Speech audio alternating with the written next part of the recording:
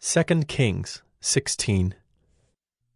In the 17th year of Pekah the son of Remaliah, Ahaz the son of Jotham king of Judah began to reign.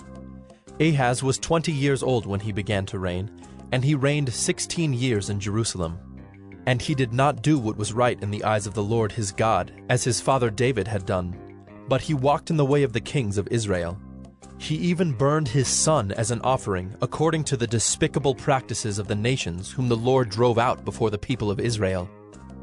And he sacrificed and made offerings on the high places and on the hills and under every green tree.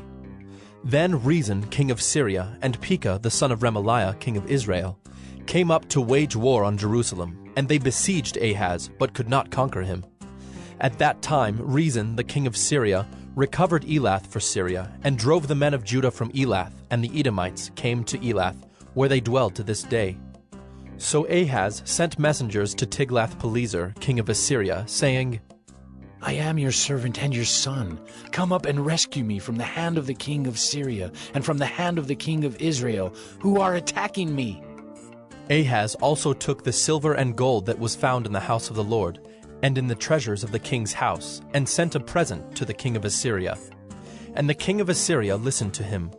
The king of Assyria marched up against Damascus and took it, carrying its people captive to Kir, and he killed Rezin. When King Ahaz went to Damascus to meet Tiglath-Pileser king of Assyria, he saw the altar that was at Damascus. And King Ahaz sent to Uriah the priest a model of the altar and its pattern, exact in all its details. And Uriah the priest built the altar, in accordance with all that King Ahaz had sent from Damascus. So Uriah the priest made it, before King Ahaz arrived from Damascus. And when the king came from Damascus, the king viewed the altar. Then the king drew near to the altar, and went up on it, and burned his burnt offering and his grain offering, and poured his drink offering, and threw the blood of his peace offerings on the altar. And the bronze altar that was before the Lord he removed from the front of the house, from the place between his altar and the house of the Lord, and put it on the north side of his altar. And King Ahaz commanded Uriah the priest, saying, On the great altar burn the morning burnt offering, and the evening grain offering, and the king's burnt offering and his grain offering, with the burnt offering of all the people of the land, and their grain offering and their drink offering.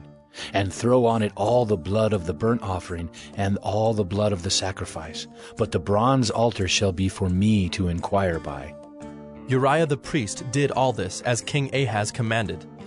And King Ahaz cut off the frames of the stands and removed the basin from them. And he took down the sea from off the bronze oxen that were under it, and put it on a stone pedestal. And the covered way for the Sabbath that had been built inside the house, and the outer entrance for the king, he caused to go around the house of the Lord, because of the king of Assyria. Now the rest of the acts of Ahaz that he did, are they not written in the book of the Chronicles of the kings of Judah? And Ahaz slept with his fathers, and was buried with his fathers in the city of David. And Hezekiah his son reigned in his place.